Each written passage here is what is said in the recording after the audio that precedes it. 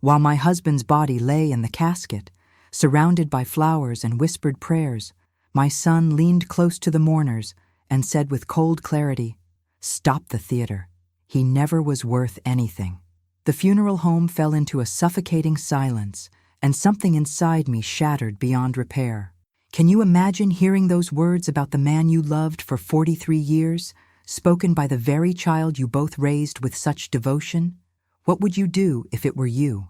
I remained frozen in that chair, my hands clutching my black purse. But I already knew that in 3 days, when the lawyer would read the will, my son's cruel words would come back to haunt him in ways he never imagined. But before I continue, take a quick look to make sure you're still subscribed. I don't want you to miss any of these eye-opening stories. My name is Beatrice Winslow. I'm 68 years old, and for 35 years I taught piano lessons in our small town of Millbrook.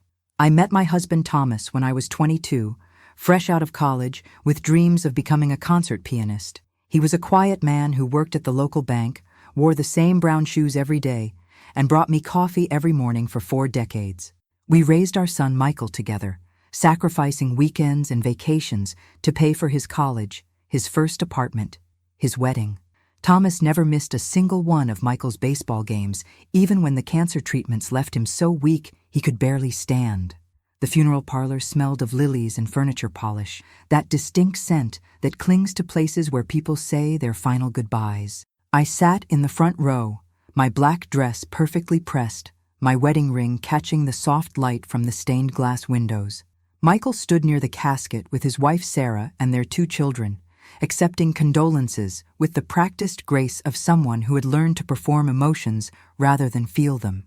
The whole town had come to pay their respects to Thomas, his colleagues from the bank, former students of mine, neighbors who had known us since we were newlyweds. Everyone spoke in hushed tones about what a good man he had been, how he always helped others, how he would be missed. But something felt wrong in that room, something that made my skin crawl with unease. Michael's words hung in the air like a dark cloud, but what disturbed me more was the reaction, or rather, the lack of reaction, from the people around us. Mrs. Henderson, who had been our neighbor for 20 years, simply nodded and moved on. Thomas's brother Robert glanced away quickly. Even Sarah, my own daughter-in-law, seemed more concerned with keeping the children quiet than addressing what had just happened. It was then that I noticed the way people avoided my eyes when they offered their condolences, the way conversation stopped abruptly when I approached, the subtle tension in the room that I had initially attributed to grief, but now realized was something else entirely, something darker. As the evening wore on, I found myself studying the faces around me with new attention. The bank manager who had worked with Thomas for 15 years barely stayed 10 minutes. The man from the hardware store, who had chatted with my husband every Saturday morning for the past decade, offered a quick handshake and left without looking back. Even Father Martinez, who had known our family since Michael's baptism, seemed uncomfortable, his usual warm smile replaced by something that looked almost like guilt. When Michael approached the casket one final time before the viewing ended, I watched him place his hand on the polished wood with theatrical solemnity. But I heard him whisper something under his breath, something that made the funeral director step back in shock and my heart stop cold. What I was about to discover would make that funeral just the beginning of a nightmare that would destroy everything I thought I knew about the man I had loved, the son I had raised, and the life I had lived. The morning after the funeral, I woke up in our empty house with Michael's cruel words still echoing in my mind. The silence felt different now, heavier, as if the walls themselves were keeping secrets. I made coffee in the same blue mug Thomas had used every morning for 20 years, and that's when I noticed something that made my hands tremble. On the kitchen counter, partially hidden beneath a stack of sympathy cards, lay an envelope I had never seen before. My name was written on it, in Thomas's careful handwriting, but the paper was cream-colored, expensive. Nothing like the simple white envelopes we usually kept in the drawer. The postmark was from 3 weeks ago, just days before Thomas passed away. Inside, I found a single sheet of paper with an address I didn't recognize, and below it, written in my husband's shaky hand, "Beatrice, if something happens to me, go to this place. Look in the basement, behind the water heater. The truth is there. I'm sorry for everything. I love you more than you'll ever know." My heart pounded as I stared at those words. Thomas had never hidden anything from me in 43 years of marriage. We shared everything: bank accounts, dreams, fears, even the embarrassing stories from our youth. But here was evidence that my quiet, gentle husband had been keeping secrets significant enough to warrant a hidden letter and a mysterious location. The address led me to a small rental house on the other side of town in a neighborhood I rarely visited. It was a modest place, with peeling paint and an overgrown garden, the kind of house that looked forgotten by time. I sat in my car for 20 minutes, gathering courage to knock on the door. When I finally did, an elderly woman answered, thin, nervous, with eyes that seemed to recognize me immediately. "You must be Beatrice," she said softly, stepping aside to let me in. "Thomas told me you might come. I'm Eleanor Hartwell. I've been waiting for you." The living room was sparse but clean, with photographs covering every surface. As my eyes adjusted to the dim light, I realized with growing shock that many of the photos showed Thomas, but not the Thomas I knew. This was a younger version of my husband, smiling broadly, his arm around Eleanor, sometimes holding a small child I had never seen before. "Mrs. Winslow," Eleanor said, her voice barely above a whisper, "there are things about Thomas that he never told you. Things that explain why your son spoke those horrible words at the funeral." She led me to the basement, exactly as Thomas's letter had instructed. Behind the old water heater, wrapped in plastic, was a metal box that contained documents I never could have imagined. Marriage certificates, but not ours. Birth certificates for children whose names I had never heard. Bank statements showing regular payments to accounts I knew nothing about. And photographs. Dozens of photographs of Thomas with another family, spanning decades. But the document that made my world collapse entirely was a letter addressed to Michael, dated just 6 months ago. In it, Thomas confessed to abandoning Eleanor and their 2 children 30 years before he met me, leaving them with nothing but debt and broken promises. He had changed his name, moved to our town, and built an entirely new life, pretending his previous family had never existed. The letter explained how Michael had discovered the truth about his father's past when he was researching genealogy for a family project, how he had contacted Eleanor and learned about the children Thomas had abandoned, the promises he had broken, the lives he had destroyed with his selfishness. Michael had confronted Thomas privately, demanding that he make things right, but Thomas had begged for time, asking Michael to keep the secret until after Thomas's passing, when he promised to leave everything to Eleanor's family in his will. But as I read further, my hands shaking uncontrollably, I discovered that Thomas had lied even about this final promise.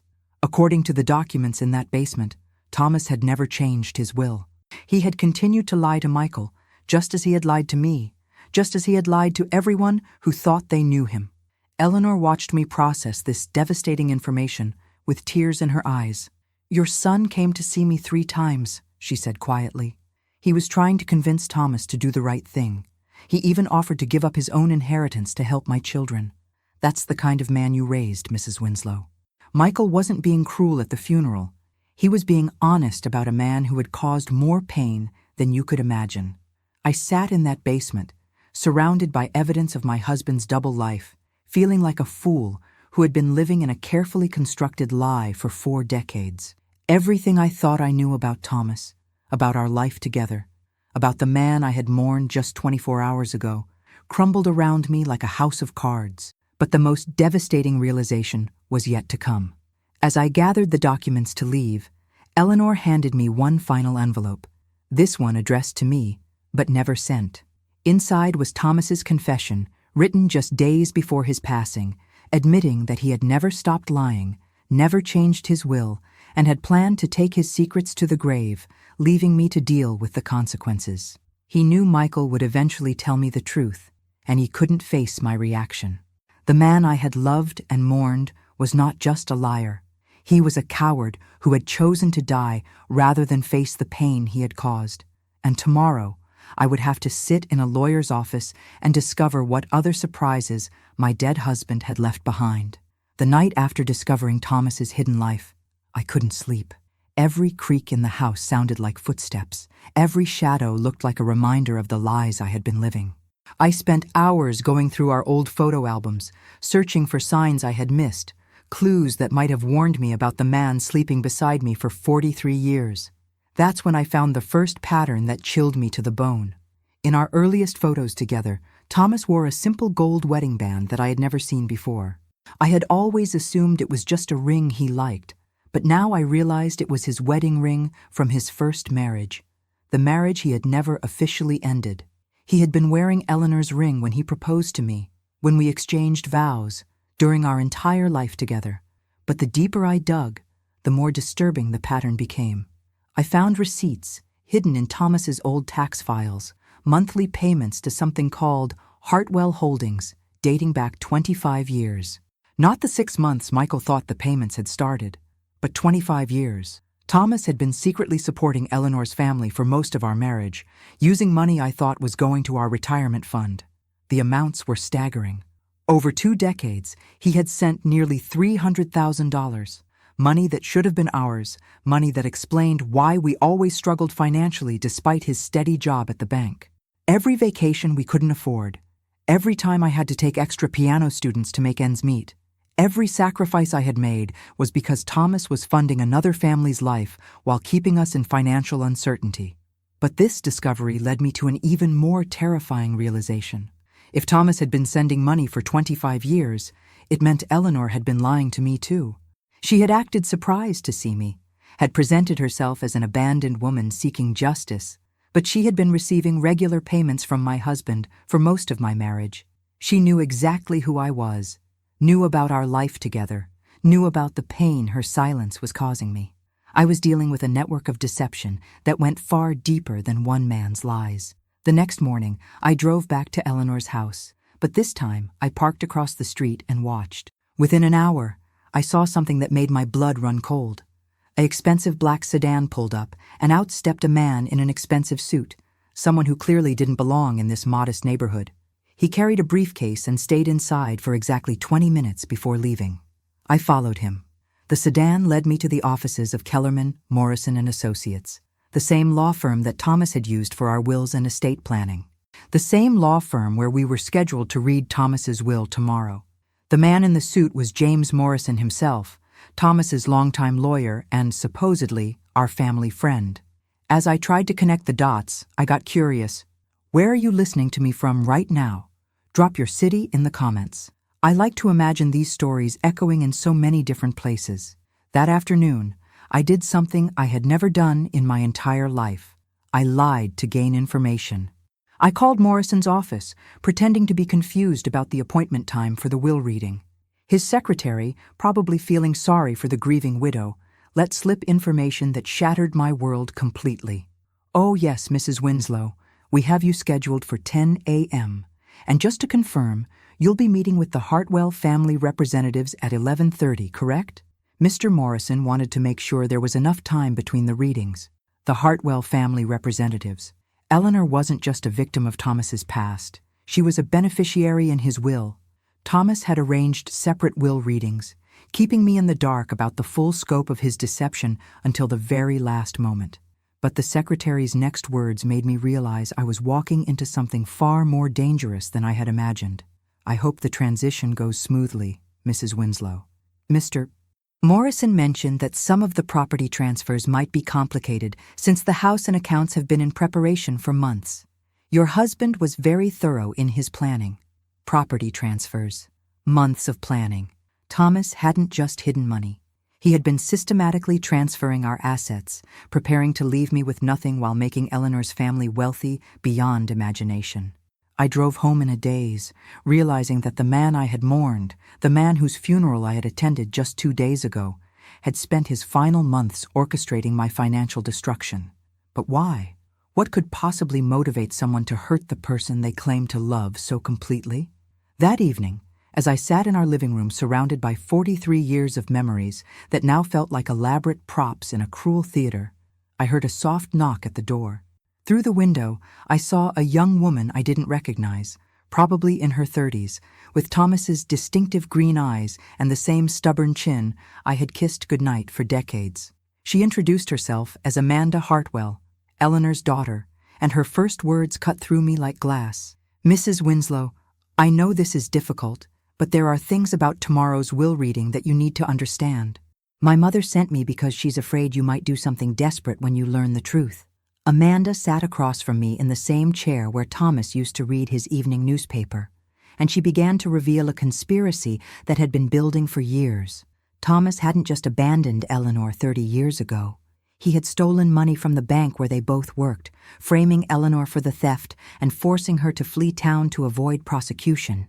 She had spent decades living under suspicion, unable to clear her name because Thomas had destroyed the evidence that would have proven her innocence. My father, your husband, didn't just leave us, Amanda said, her voice steady but filled with years of suppressed rage. He destroyed my mother's reputation, her career, her chance at a normal life. The money he's been sending isn't charity, Mrs. Winslow. It's restitution for the life he stole from her. But Amanda's next revelation made me understand why Michael had been so angry at the funeral, and why everyone in town had acted so strangely around me. Thomas confessed everything to the bank president 6 months ago, she continued. He knew he was dying, and he finally came clean about the theft. The whole town knows what he did, Mrs. Winslow. They've known for months. The only person he never told the truth to was you.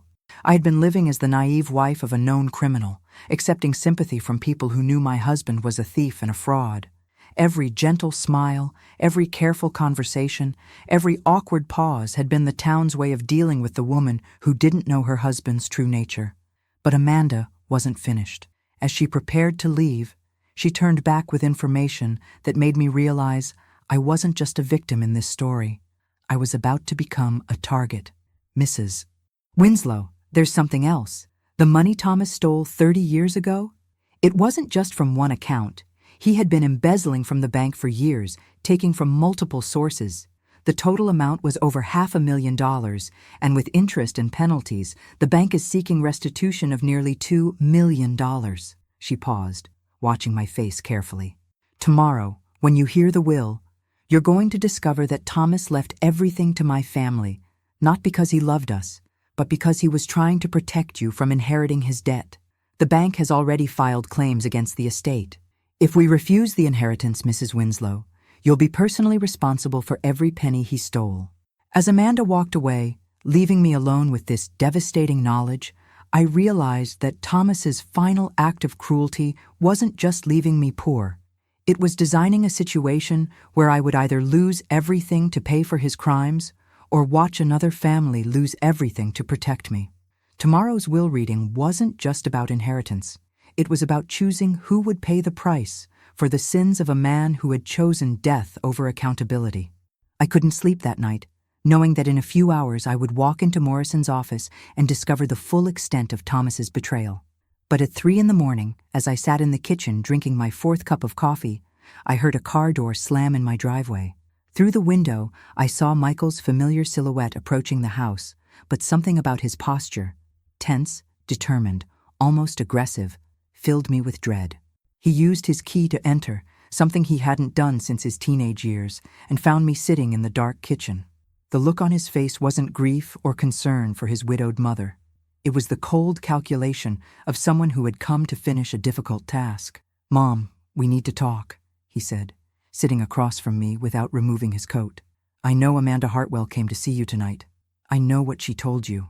The way he said her name, familiar, comfortable, made my stomach drop. "How do you know Amanda?" Michael's pause lasted too long, and when he finally spoke, his words destroyed the last foundation of trust I had left in my world. "Amanda and I have been working together for 8 months, Mom, ever since I discovered Dad's real history. We've been planning for this day." The kitchen felt like it was spinning. My son, the child I had raised with such love and sacrifice, had been conspiring with Thomas's other family behind my back. While I had been grieving my husband and worrying about our future, Michael had been orchestrating a plan that would leave me financially ruined. "Working together how?" I managed to whisper. Michael pulled out a folder thick with documents and spread them across our kitchen table, the same table where we had shared thousands of family meals, where I had helped him with homework, where we had celebrated his achievements. Now, it was covered with evidence of his betrayal. "Dad came to me last Christmas," he said matter-of-factly. "He was dying. He knew it, and he finally confessed everything: the theft, Eleanor's family, the debt. He begged me to help him make things right. Michael showed me contracts, legal documents, property transfers, all bearing his signature alongside Thomas's. For months, while I had been caring for my dying husband, bringing him soup and holding his hand during chemo treatments, both of them had been meeting secretly with lawyers, accountants, and Eleanor's family to plan my future without my knowledge or consent. "We tried to find a way to protect you, Mom," Michael continued, but his tone was clinical, detached. "But the debt is real. The bank will come after everything. The only way to save anything was to transfer ownership of the house and Dad's assets to Eleanor's family before the will reading. That way, legally, you inherit nothing, so you can't be held responsible for his crimes." I stared at my son. This man I had carried for 9 months, raised for 35 years, sacrificed my dreams to support, and realized he was explaining my own financial execution with the emotional distance of a business transaction. "What about me, Michael? Where am I supposed to live? How am I supposed to survive?" His answer revealed the depth of his planning and the cruelty of his assumptions. "Amanda's family has agreed to let you stay in the house for 2 years, rent-free. After that, you can move into one of those senior living communities. Your Social Security and the small pension from the school district should be enough." 2 years. My son had calculated that 2 years was sufficient notice for his 68-year-old mother to accept the loss of her home, her security, and her dignity. But the most devastating revelation was still coming. "There's something else, Mom." Michael's voice dropped to almost a whisper. "Amanda and we've been more than just business partners. We're getting married next month." The room went silent except for the humming of the refrigerator and the sound of my heart breaking into pieces small enough to slip through the cracks in the floor. My son was marrying into the family that my husband had abandoned, the family he had been secretly supporting with our money, the family that was about to inherit everything we had built together. "You've been having an affair," I said, the words feeling foreign in my mouth. "Sarah and I have been separated for 6 months," Michael replied defensively. "She knows about Amanda. The kids know about Amanda. The only person we didn't tell was you, because Dad was afraid you'd try to interfere with his plans. Even in death, Thomas was still orchestrating deceptions. Even my grandchildren had been keeping secrets from me." "Michael," I said, standing on shaking legs, "you're telling me that while I was taking care of your dying father, you were planning to take everything from me and give it to your new girlfriend's family? It's not like that, Mom. We're trying to save you from—" "Get out." The words came from somewhere deep inside me, a place I didn't know existed. "Get out of my house. Now." Michael gathered his papers with the efficiency of someone who had expected this reaction and planned for it. As he reached the door, he turned back with one final piece of information that revealed just how thoroughly I had been betrayed. "The will reading is at 10 a.m., Mom. But there's something you should know. Dad didn't just leave you out of the inheritance. He left you a message. Something he wanted you to understand about the choices he made."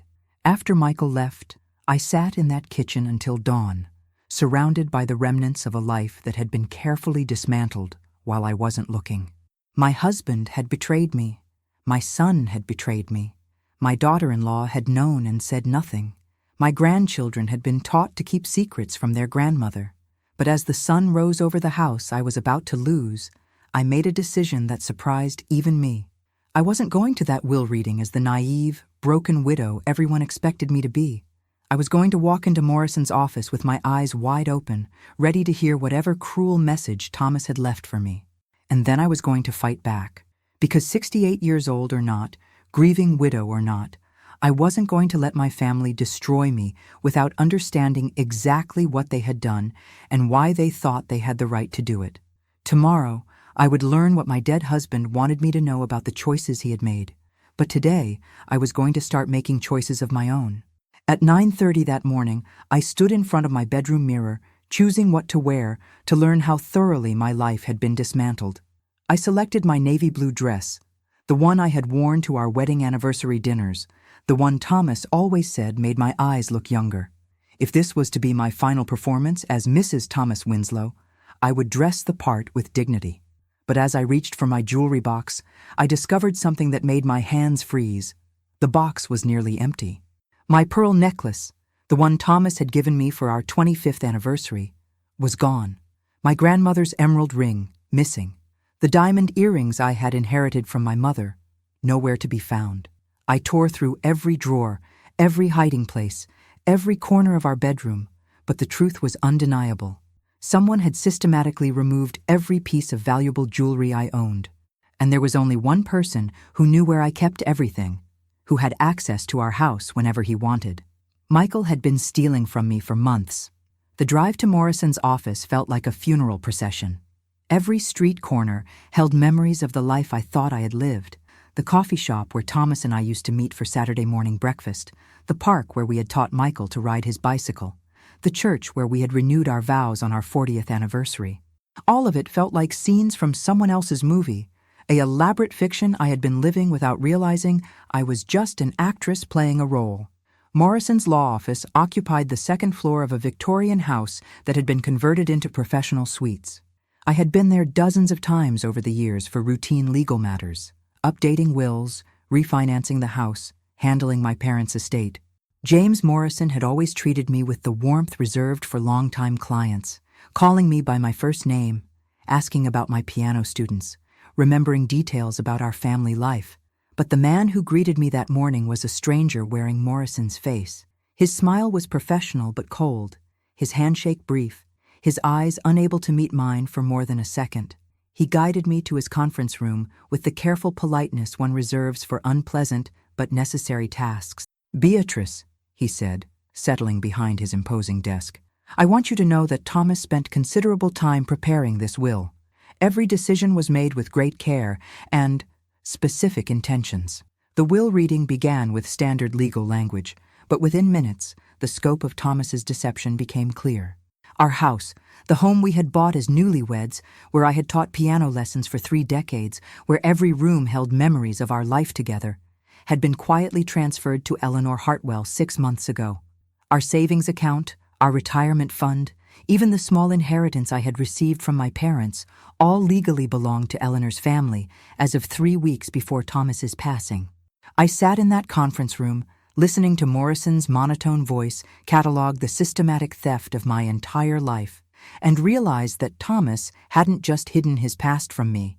He had been planning my destruction for months while I held his hand through chemotherapy sessions. But the cruelest revelation was yet to come.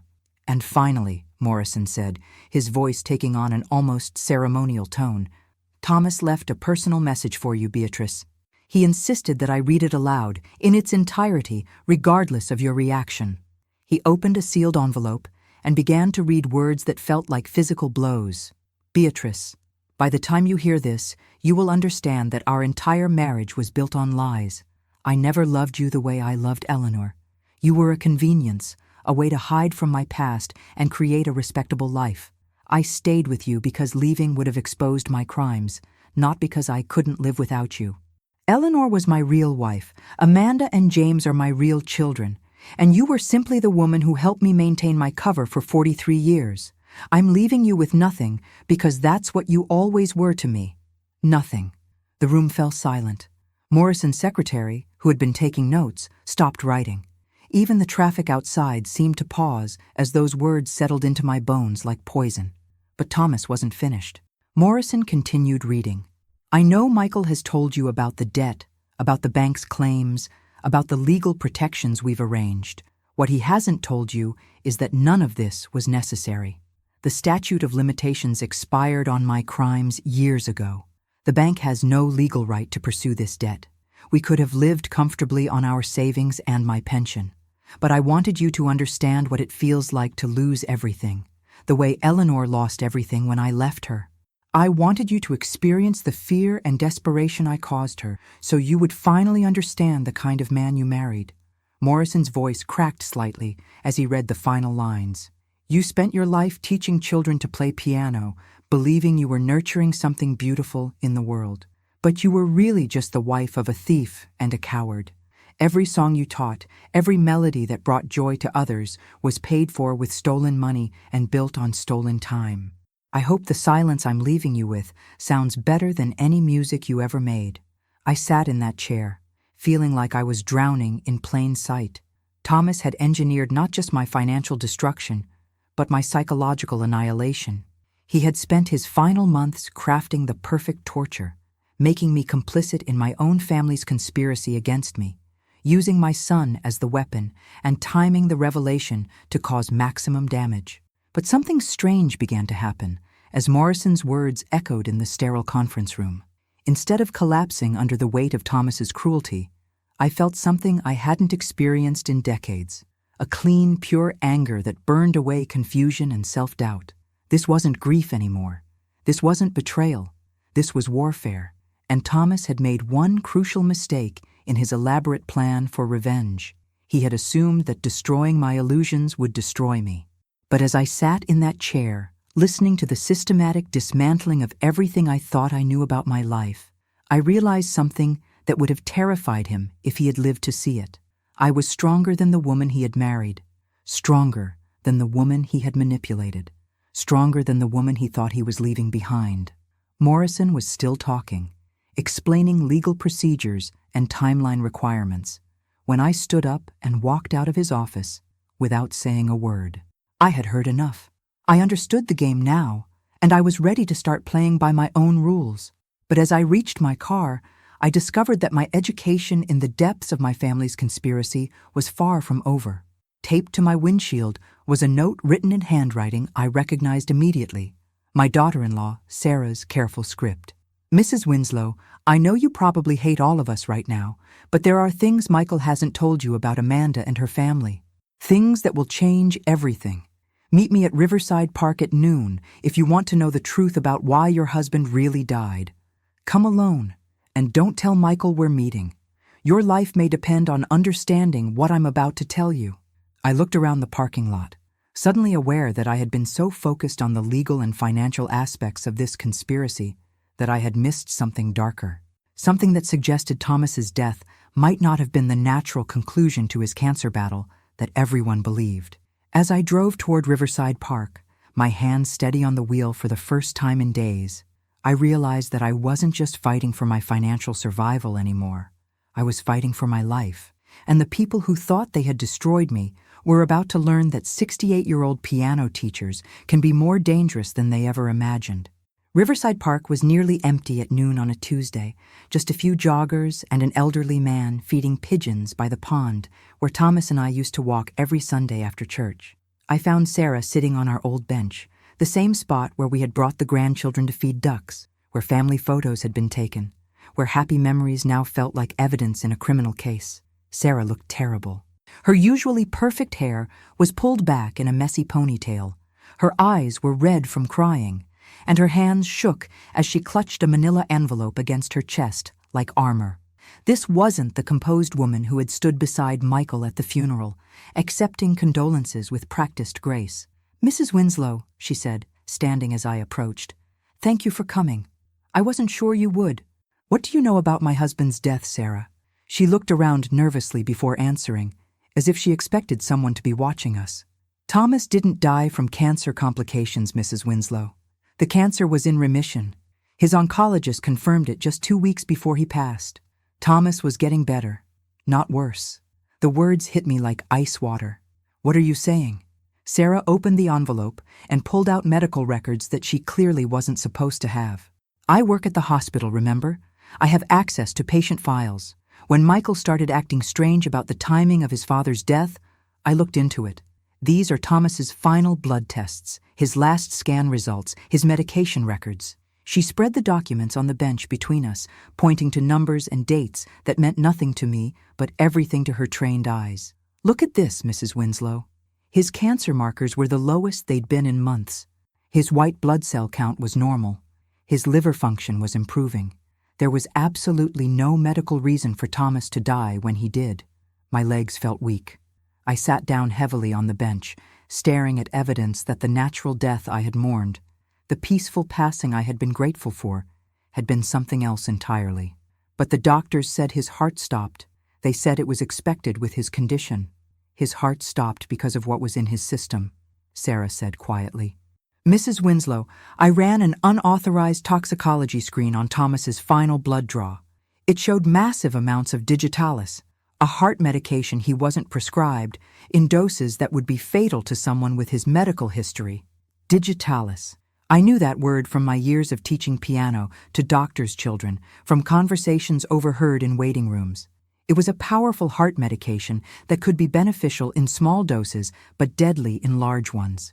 And it came from a plant I recognized immediately. Foxglove, I whispered. Sarah nodded grimly. Amanda Hartwell has a degree in botanical medicine. She runs an herbal supplement business from her home. She has access to digitalis extracts, and she knows exactly how much would be needed to cause heart failure in a cancer patient. The park around us seemed to fade away as the full horror of what Sarah was telling me sank in. Thomas hadn't died from cancer. He hadn't died from natural causes. He had been systematically poisoned by the woman my son was planning to marry, the woman who was inheriting everything we had built together. Why? I asked, though part of me already knew the answer. Because Thomas was about to change his mind, Sarah said. 3 days before he died, he called Michael and told him he couldn't go through with the plan. He said he had been wrong to want revenge against you, that 43 years of marriage meant something even if it had started with lies. He wanted to change his will back, leave everything to you, and face the consequences of his past, honestly. Sarah pulled out photocopies of phone records showing multiple calls between Thomas, Michael, and Amanda in the days before Thomas's death. Amanda convinced Michael that Thomas was just having second thoughts because of the medication, that he wasn't thinking clearly. She said they needed to move forward with the original plan for everyone's protection. But the next document Sarah showed me revealed something even more sinister. It was a text message exchange between Michael and Amanda, dated the day before Thomas died. Michael, he's still talking about changing everything back. Won't listen to reason. Amanda, don't worry, I'll take care of it. He'll have a peaceful night, and by morning this will all be over. Michael, are you sure about this? Maybe we should wait. Amanda, we've come too far to stop now. Trust me. Michael knew, I said, the words barely audible. My son knew she was going to end his father. Sarah nodded, tears streaming down her face. That's why I left him, Mrs. Winslow. That's why I took the children and moved out.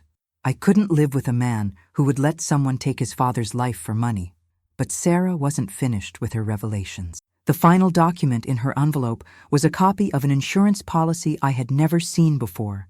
A life insurance policy on Thomas worth $500,000, taken out 6 months ago with Amanda Hartwell listed as the beneficiary. This is why she wanted him dead, Mrs. Winslow. The will, the house, the savings, that was all to keep you from inheriting debt. But this insurance policy was pure profit. Money that would come directly to her, with no legal complications, no questions asked. I stared at the policy, trying to process the calculated cruelty of what had been done to my family. Amanda hadn't just stolen my husband's life. She had turned his death into a business transaction. There's something else, Sarah said, her voice dropping to barely a whisper. Amanda didn't act alone. Eleanor knew about the plan. I have recordings of phone calls between them, planning exactly how and when to administer the digitalis. Eleanor was coaching her daughter through every step of the process. She pulled out a small digital recorder and played a conversation that made my blood freeze. Eleanor's voice. Remember, Amanda, it has to look natural. Too much too fast will show up in any autopsy. Small doses over 3 days, mixed in his evening tea. He'll just seem tired, then confused, then his heart will simply stop. Amanda's voice. What about Beatrice? What if she suspects something? Eleanor's voice. She's a naive old woman who's been fooled for 43 years. She'll never suspect that her devoted son and his loving fiancé are capable of this. She'll grieve, take whatever scraps we leave her, and fade away quietly. The recording continued with detailed discussions of timing, dosage, and how to dispose of the evidence. Eleanor and Amanda had planned Thomas's execution with the same attention to detail that other families use to plan birthday parties. But the most chilling part of the conversation came at the end. Amanda's voice. What if she doesn't just fade away quietly? What if she fights back? Eleanor's voice. Then we'll handle her the same way we're handling Thomas. Digitalis works just as well on old women as it does on sick men. Sarah turned off the recorder and looked at me with eyes full of fear. "Mrs. Winslow, they're not done. You're not safe. They think you know too much, and they've already proven they're willing to take lives to protect their plan." As we sat on that bench, surrounded by the innocent beauty of a park where children played and families made memories, I realized that I wasn't just fighting for my financial survival or my dignity. I was fighting for my life against people who had already committed one carefully planned execution and were prepared to commit another. But as I looked at Sarah, this young woman who had risked everything to bring me the truth, who had left her marriage and taken her children into hiding to protect them from what she had discovered, I felt something powerful growing inside me. For the first time in my 68 years, I wasn't going to be the good girl who stayed quiet and accepted what others decided for her. I wasn't going to be the naive piano teacher who trusted that people were fundamentally decent. I was going to make sure that Thomas's killers faced justice, even if it meant destroying what was left of my family to do it. "Sarah," I said, standing up with more strength than I had felt in years, "how much evidence do we have? How much proof?" She smiled for the first time since I had arrived. "Mrs. Winslow, we have enough to put them away for life. The question is, are you ready to do what it takes to see that happen?" I looked across the park at the life I had thought I understood just days ago, then back at the woman who had chosen truth over comfort, justice over family loyalty. "Yes," I said, "I'm ready." But neither of us knew that across the parking lot, hidden behind tinted windows, Michael was sitting in his car with his phone pressed to his ear, reporting every word of our conversation to Amanda. The war for my life was about to begin in earnest. That evening, I sat in my kitchen with all of Sarah's evidence spread across the table: medical records, phone logs, insurance documents, and that damning digital recorder. Every piece of paper was proof that my husband had been taken from this world, not by cancer, but by the calculated cruelty of people who had smiled at his funeral and accepted sympathy for their loss. But as I studied the evidence, I realized something that Sarah hadn't fully understood. These documents weren't just proof of Thomas's assassination. They were my death warrant. Amanda and Eleanor had spent months planning one execution. They wouldn't hesitate to plan another. At 8:30, my phone rang. Michael's name appeared on the screen, and for a moment, I considered not answering. But I needed to understand exactly how deep his involvement went, how completely my son had chosen their side over mine. "Mom," his voice was tight with barely controlled panic, "we need to talk. There are things about today that you don't understand." "I understand perfectly, Michael. I understand that you helped them take your father's life." The silence on the other end lasted so long, I thought he had hung up. When he finally spoke, his voice was different, colder, more calculated. "Mom, you're talking about things that could get people in serious trouble, things that could destroy families." "Families?" I laughed, a sound I didn't recognize coming from my own throat. "Michael, you destroyed our family when you chose money over your father's life." It wasn't about money. The mask slipped, and I heard the real Michael underneath, angry, defensive, desperate. "Dad was a criminal, Mom. He stole from people. He destroyed Eleanor's life. He deserved what happened to him." Those words, "he deserved what happened to him," confirmed everything Sarah had told me. My son wasn't just complicit in his father's death. He had convinced himself it was justified. And what about me, Michael? Do I deserve what's happening to me? Another long pause. "Mom, if you just accept what's been arranged, if you take the settlement they're offering and move on quietly, everyone can have a good life. But if you keep digging into things that are better left alone, you'll what? Have me killed too?" "It doesn't have to come to that," he said. And the fact that he didn't deny the possibility told me everything I needed to know about how far this conspiracy was willing to go. After I hung up, I sat in that kitchen for 2 hours, making a decision that would have seemed impossible just a week ago. I was going to the police, not just with suspicions or theories, but with evidence that could put my son and his accomplices in prison for life. In that moment, alone, I knew there was no turning back, but I found myself thinking, if you were in my shoes, would you have the courage to face it, or would you stay silent to survive? Write in the comments, I really want to know. At 11 p.m., I called Detective Robert Chen, the investigator who had handled the routine paperwork for Thomas's death. I had met him at the hospital, a quiet man in his 40s who had asked gentle questions and filled out forms with professional efficiency. He had seemed satisfied that Thomas's passing was natural, expected, unremarkable. "Detective Chen, this is Beatrice Winslow, Thomas Winslow's widow. I need to report a crime." "Mrs. Winslow, it's quite late. Can this wait until morning?" "My husband was taken from this world intentionally, detective, and I have evidence that proves it." The line went quiet. "Mrs. Winslow, I think you should come to the station tomorrow morning. Bring whatever you have, and we'll go through everything carefully." "Detective, I can't wait until tomorrow. The people who did this know I have evidence now. I may not live to see morning." Something in my voice must have convinced him, because 20 minutes later, Detective Chen was sitting in my kitchen, examining Sarah's documents with the focused attention of someone who realized he had missed something significant in his initial investigation. "Mrs. Winslow," he said after reviewing the medical records, "if these tests are accurate, your husband should have lived for months, possibly years longer. This toxicology report," he studied the digitalis levels, shaking his head, "this isn't accidental. This is intentional poisoning." I played the recordings of Eleanor and Amanda planning Thomas's execution.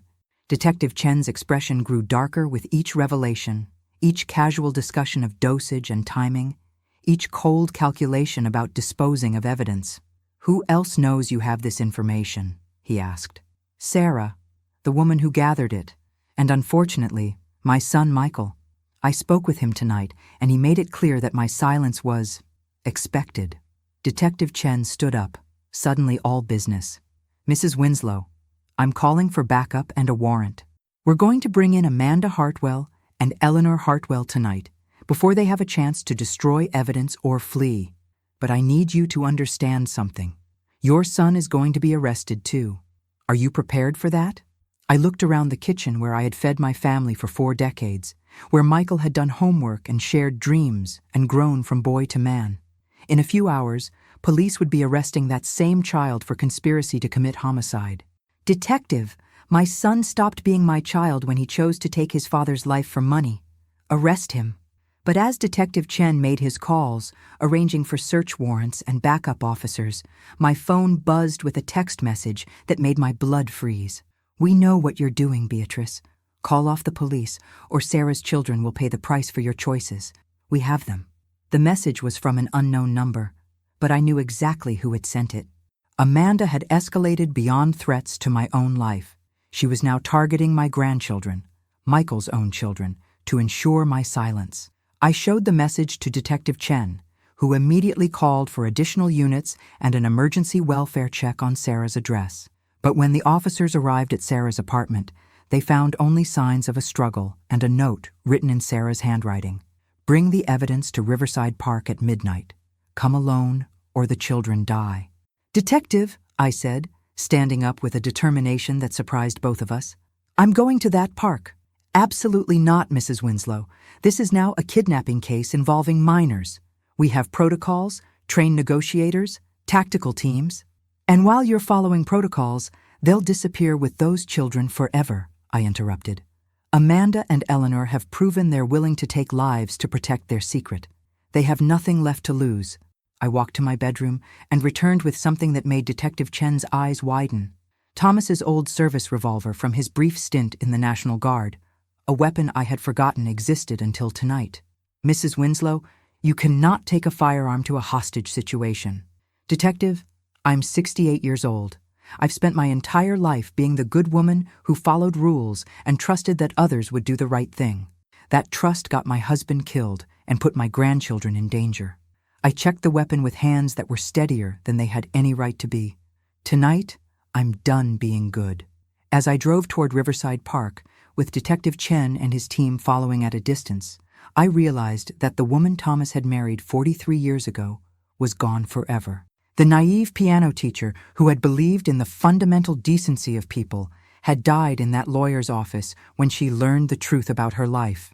The woman driving toward a confrontation with armed kidnappers was someone new, someone who had been forged in the fire of betrayal and loss, someone who understood that sometimes justice required a person to become someone they never thought they could be.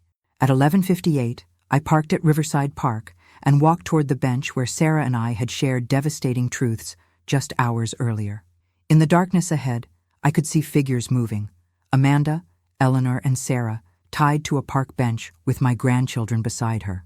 As I approached with the evidence in one hand and Thomas's gun in the other, Amanda called out across the darkness, "Hello, Beatrice. We need to talk." The final confrontation was about to begin, and I was no longer the helpless widow they thought they were dealing with.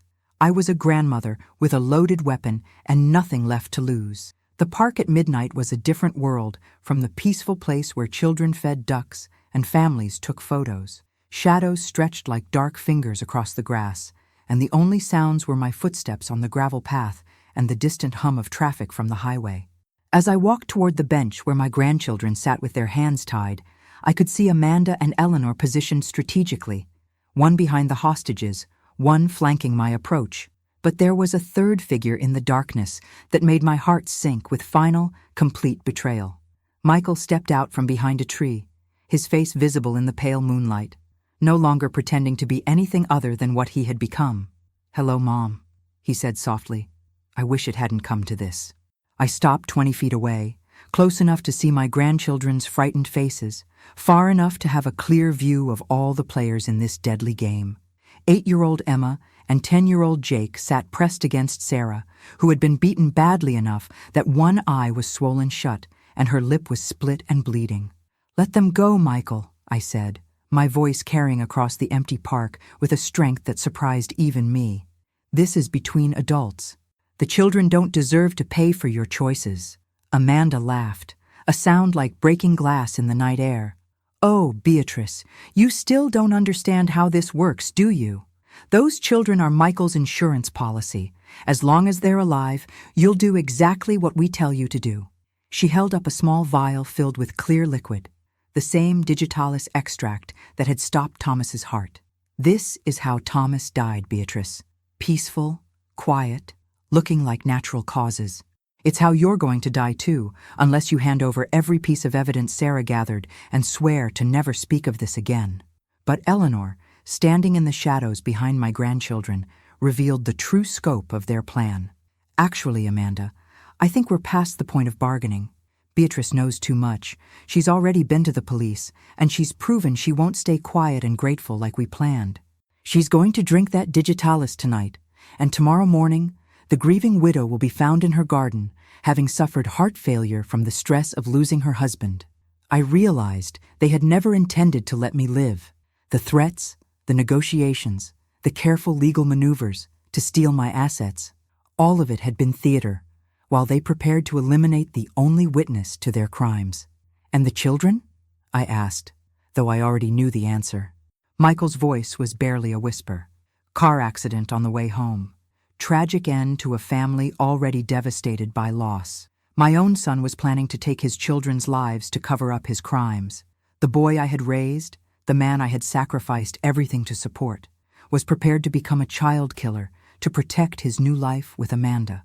But as I stood in that park, surrounded by people who had underestimated me for the last time, I realized they had made one crucial error in their planning. They assumed I had come alone, despite knowing I had been working with the police. They assumed I was the same frightened old woman who had sat quietly in Morrison's office while her life was dismantled. They assumed wrong. "Michael," I said, raising my voice slightly, "before you take your children's lives, I want you to understand something about the woman who raised you." I pulled out Thomas's revolver, holding it steady despite the trembling that had started in my hands. "For 68 years, I believed that being good meant being quiet, that being loving meant being obedient, that being a mother meant protecting my child from the consequences of his choices." Amanda started to move toward the children, but I swung the weapon in her direction. "Don't move." "But tonight," I continued, "I learned that sometimes being a good mother means stopping your child from becoming a monster. Sometimes being loving means refusing to enable cruelty. Sometimes being quiet is the same as being complicit." Eleanor stepped forward, her voice dripping with condescension. "Beatrice, put that weapon down. You're a piano teacher, not a killer. You don't have it in you to hurt anyone." That's when I smiled, an expression that felt foreign on my face, but somehow perfectly right for this moment. Eleanor, you're absolutely correct. I'm not a killer, but I'm also not alone. The park suddenly flooded with light as police spotlights illuminated every corner of our little gathering. Detective Chen's voice boomed across the darkness through a megaphone. "This is the police! Nobody move! Keep your hands where we can see them!" Officers emerged from positions around the park, behind trees, in the parking lot, along the walking paths.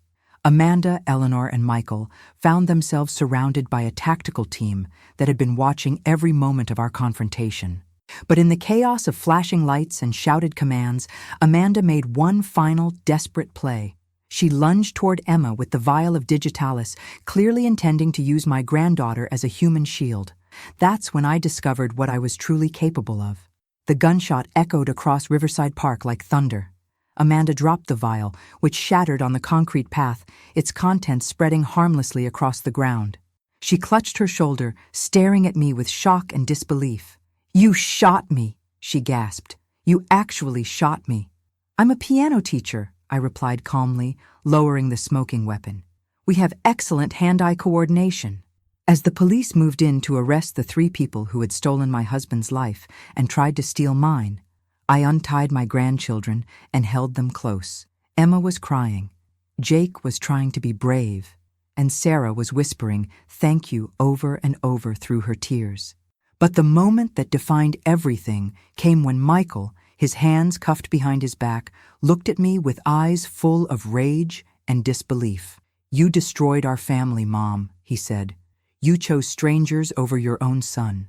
I looked at this man who shared my DNA but none of my values, who had been willing to take his father's life and his children's lives for money and revenge. "Michael," I said quietly, "I didn't destroy our family. I stopped you from destroying anyone else's." As the police cars pulled away with their prisoners, I realized that Detective Chen was standing beside me, looking both impressed and slightly concerned. "Mrs. Winslow," he said, "that was either the bravest thing I've ever seen or the most reckless." I looked around the park, where my old life had finally, completely ended, where justice had been served by a 68-year-old woman with a steady hand and nothing left to lose. "Detective," I said, "sometimes they're the same thing." But as I walked back to my car with Sarah and the children safe beside me, I knew this wasn't really an ending. It was a beginning. Tomorrow, I would have to learn how to live in a world where my husband was gone, my son was in prison, and everything I had believed about my family had been revealed as lies. The question was, who would I choose to become now that I was finally free to choose? The courthouse steps felt different under my feet 6 months later as I walked out after the final sentencing hearing. The autumn air was crisp, carrying the scent of fallen leaves and the promise of winter. But for the first time in decades, I felt warm despite the cold. Justice had been served, but the cost had been higher than I ever could have imagined. Inside that courtroom, I had watched my son receive a life sentence for conspiracy to commit first-degree homicide. Amanda had been sentenced to life without parole for Thomas's execution and the kidnapping of my grandchildren. Eleanor, despite her lawyer's arguments about her age and health, received 25 years for her role in planning and orchestrating the crimes. But the moment that had broken my heart completely came when Michael, shackled and wearing an orange prison uniform, had looked directly at me during his victim impact statement and said, "I regret nothing except trusting that my mother would choose family over strangers." Even facing life in prison, even after everything he had done, Michael still believed he had been the victim in this story. The legal proceedings had revealed the full scope of their conspiracy. The digitalis poisoning had been planned for months, with Eleanor researching dosages and Amanda practicing with plant extracts on laboratory mice. They had rehearsed Thomas's execution like a theatrical performance, timing every dose, planning every contingency, preparing for every possible complication except one. They had never considered that the quiet piano teacher might fight back. The insurance investigation had uncovered additional policies and financial instruments that revealed their true motives. Amanda hadn't just wanted Thomas dead for the immediate payout. She had been planning to use his death as the foundation for a massive insurance fraud scheme, taking out policies on elderly clients of her herbal medicine business, and then systematically poisoning them with digitalis-laced supplements. Thomas's assassination hadn't been personal revenge. It had been a test run for mass execution. The FBI had found evidence that Amanda and Eleanor had already identified 12 potential victims in 3 different states. Lonely widows and widowers who trusted Amanda's herbal remedies, who had significant life insurance policies, who had no close family to ask questions when they died suddenly of apparent heart failure. My husband had been the first victim in what would have been a killing spree spanning years. But as I stood on those courthouse steps, surrounded by reporters and legal officials, the person I was most grateful to see was Sarah. She had recovered physically from her beating, but the emotional scars ran deeper. She had lost her marriage, her sense of security, and her faith in her ability to protect her children from evil. "Mrs. Winslow," she said, approaching with Emma and Jake beside her, "I wanted to thank you one more time before we leave town." Sarah had decided to relocate across the country, changing her name and the children's names, starting over in a place where no one knew their story. It was the only way she could feel safe, the only way she could help Emma and Jake heal from the trauma of watching their father plan their execution. "Where will you go?" I asked, though I knew she couldn't tell me the specific location. "Somewhere warm," she said with a smile that didn't quite reach her eyes. "Somewhere the children can play outside without looking over their shoulders." Emma, who had barely spoken since that night in the park, tugged on my coat and looked up at me with eyes that seemed far too old for her 8 years. "Grandma Beatrice," she said softly, "are you going to be okay by yourself?" The question pierced my heart. This child, who had been terrorized and traumatized by her own father, was worried about my loneliness. This little girl, who should have been concerned with toys and games and childhood dreams, was carrying the emotional burden of an adult's fears. "I'm going to be fine, sweetheart," I told her, kneeling down to meet her eyes. I learned something important from all of this. I learned that being alone isn't the same as being lonely, and being surrounded by people isn't the same as being safe. Jake, trying to be the protective big brother, stepped closer to his sister. "Grandma Beatrice, will you write to us? Mom said we can't talk on the phone or anything, but maybe letters?" I looked at Sarah, who nodded slowly. We had arranged for a mail forwarding service that would allow us to maintain contact without revealing their location. Letters that would be screened and delayed, but letters nonetheless. "I'll write to you every week," I promised. "And I'll tell you about the new piano students I'm teaching and the garden I'm planning and all the ways I'm learning to build a new life." After they left, I stood alone on those courthouse steps for a long time, watching the traffic pass and the world continue its relentless forward motion. 6 months ago, I had been Beatrice Winslow, devoted wife and mother, living a life built on lies and maintained through willful blindness. Today, I was simply Beatrice, a woman who had lost everything she thought she wanted and discovered everything she actually needed. The house was mine again, legally and morally. The courts had overturned all of Thomas's fraudulent property transfers, invalidated the bogus will, and restored my rightful inheritance. The life insurance money from Amanda's policy had been seized as proceeds of crime and distributed to the families of her intended victims. Eleanor's assets had been liquidated to pay restitution to the bank Thomas had robbed decades ago. But more importantly, I had reclaimed something that couldn't be measured in dollars or property deeds. I had reclaimed my right to define myself, to choose my own values, to decide what kind of person I wanted to be in whatever years I had left. The piano lessons had resumed, but with a difference. Word had spread through town about what had happened, about the quiet music teacher who had solved a crime and stopped a killing spree. Parents brought their children to me, not just because I could teach them to play Chopin, but because I could teach them something more valuable, that courage isn't the absence of fear, it's the decision to do what's right despite the fear. My first new student was a 12-year-old girl named Maria, whose father had been killed in Afghanistan. Her mother brought her to me saying, "I want her to learn from a woman who understands that sometimes you have to fight for what matters." As I walked home from the courthouse that day, I passed Riverside Park, where everything had changed. The bench where Sarah had shared the truth with me, the path where I had confronted my son's killers, the spot where I had fired the gun that ended their reign of terror. All of it looked ordinary in the afternoon sunlight, like any other neighborhood park where families gathered and children played. But I knew the truth about that place, just as I now knew the truth about myself. Sometimes the most profound transformations happen in the most ordinary locations. Sometimes the most extraordinary courage is found in the most unlikely people. That evening, I sat at my kitchen table with a cup of tea and a piece of paper, writing the first letter I would send to Emma and Jake in their new life. My dear grandchildren, today, the people who hurt our family were held accountable for their choices. It doesn't bring your grandfather back, and it doesn't erase the fear you experienced, but it does mean that they can never hurt anyone else the way they hurt us. I want you to know that what happened to our family wasn't your fault, and it wasn't really about money or revenge or any of the reasons adults give for doing terrible things.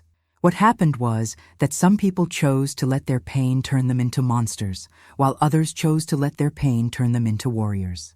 You have warrior blood in your veins, not from your father, but from your mother who risked everything to protect you, and from your grandmother who learned that being 68 years old doesn't mean being powerless. When you're older, when you face your own difficult choices, remember that the most important thing isn't what happens to you. It's what you choose to do about what happens to you. As I sealed that letter and prepared it for mailing, I realized that Thomas had been right about one thing in his cruel final message. Our marriage had been built on lies, and I had been living in willful ignorance of who he really was. But he had been wrong about everything else. The music I had taught, the love I had given, the life I had built. None of it had been meaningless just because it was built beside a lie. The songs my students learned still brought them joy. The meals I had cooked still nourished my family. The woman I had been still had value, even if she had been deceived. And the woman I was becoming, stronger, wiser, more dangerous when necessary, was built on the foundation of everything good from my past, purified by fire and tested by trial. The next morning would bring new students, new challenges, new opportunities to choose courage over comfort.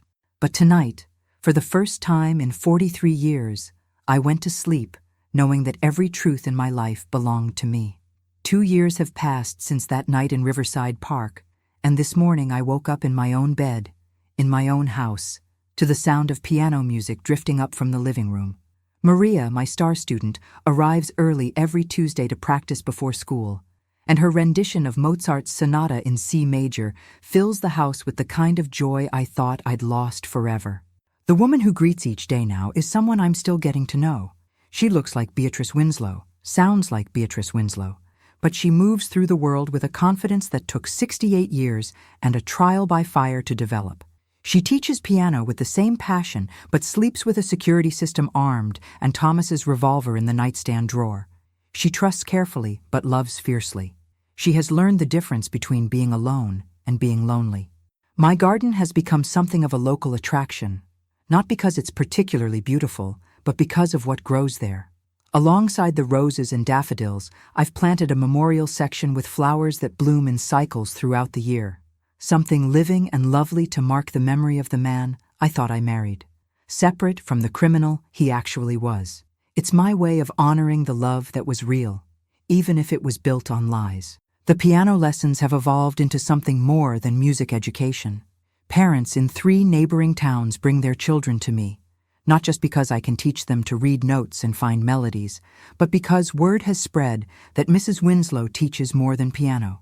I teach children that their voices matter, that standing up for truth isn't always comfortable, but it's always necessary, that being kind doesn't mean being weak. Last month, a mother brought me her teenage daughter who had been struggling with bullies at school. "I want her to learn from you," the mother said. "I want her to understand that being quiet isn't always the same as being good." We worked on Chopin's Revolutionary Etude, a piece that starts soft and builds to a thunderous, defiant climax. As her fingers found the challenging passages, I watched her posture change, her confidence grow. By the end of our session, she was sitting straighter, meeting my eyes directly, ready to face whatever waited for her at school. Music teaches us that sometimes the most beautiful sounds come after the most difficult passages, I told her.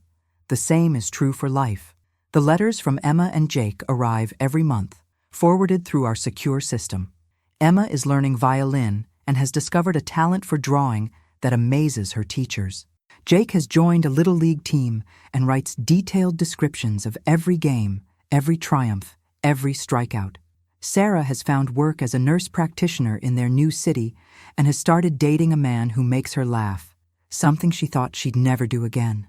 Their latest letter included photos of their new life, and I was struck by how healthy they look. The shadows under Sarah's eyes have faded. Emma's smile reaches her eyes again.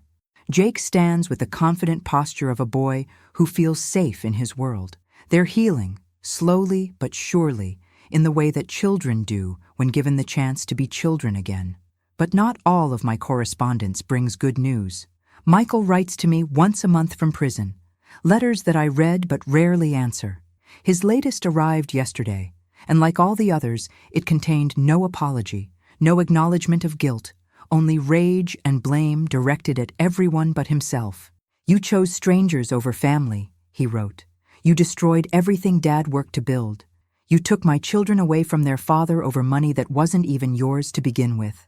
I hope you're satisfied with your righteous victory, living alone in that house with no family left to love you." I read his words sitting in the same kitchen where we used to share breakfast before school, where I helped him with homework, where we celebrated his college acceptance. The boy who had hugged me goodbye on his first day of kindergarten, who had called me every Sunday during his first year of college, who had asked for my blessing before proposing to Sarah. That boy was gone, replaced by a man who could plan his father's execution and his children's deaths without a moment's hesitation. But Michael's letters no longer have the power to devastate me. I've learned that love doesn't require blindness, that being a mother doesn't mean accepting the unacceptable, that some bridges are worth burning when the other side leads to moral compromise. Instead of writing back to Michael, I write to a victim advocacy group that helps families navigate the complex emotions of loving someone who has committed terrible crimes. My experiences have become a source of comfort and guidance for other parents, other spouses, other family members who are learning to separate the person they loved from the criminal that person became. The most surprising development in my new life has been Detective Chen, who stops by for coffee every few weeks to check on my security system and, I suspect, to check on me. Our relationship has evolved from professional courtesy to genuine friendship, built on mutual respect and shared understanding of what it means to stand up for justice even when it costs everything. "Beatrice," he said during his last visit, "I've been a cop for 23 years, and I've never seen anyone handle a situation like you did. Most people would have been destroyed by what you went through." "Robert," I replied, "most people don't get the chance to discover what they're really made of. I was lucky enough to find out that I'm stronger than I ever imagined. But not all of my discoveries have been about strength.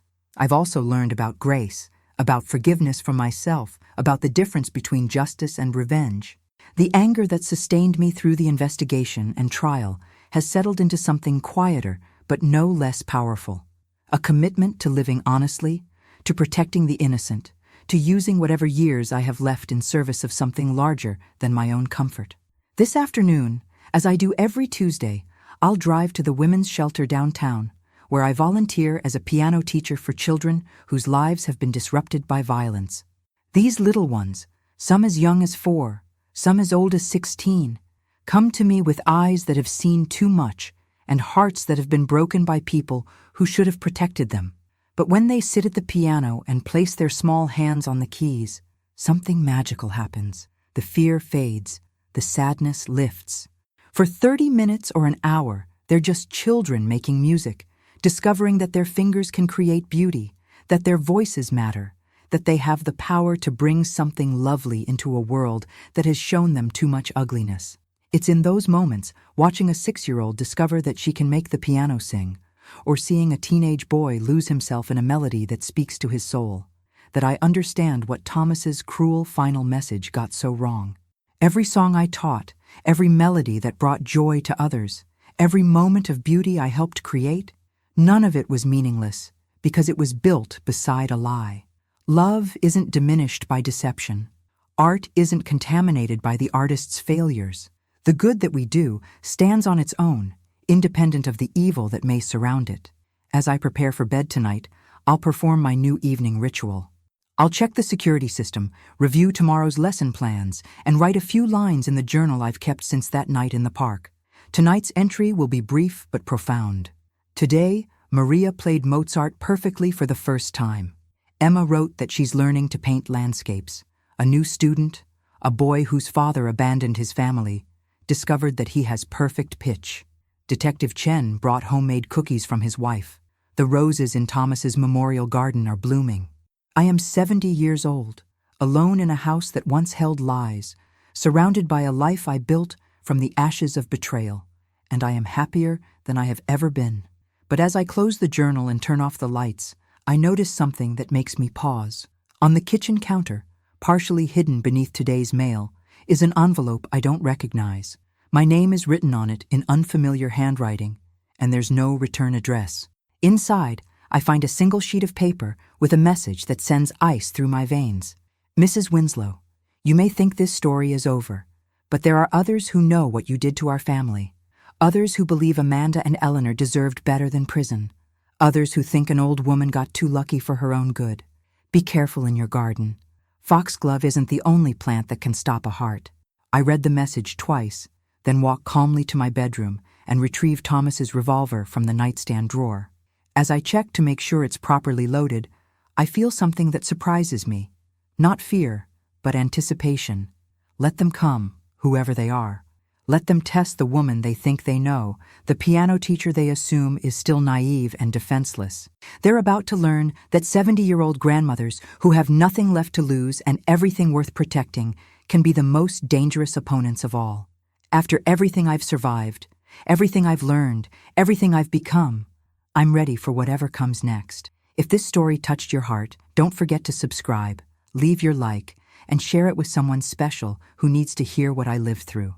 This is a space of love and respect, and every day there's a different story of strong, courageous women who never gave up.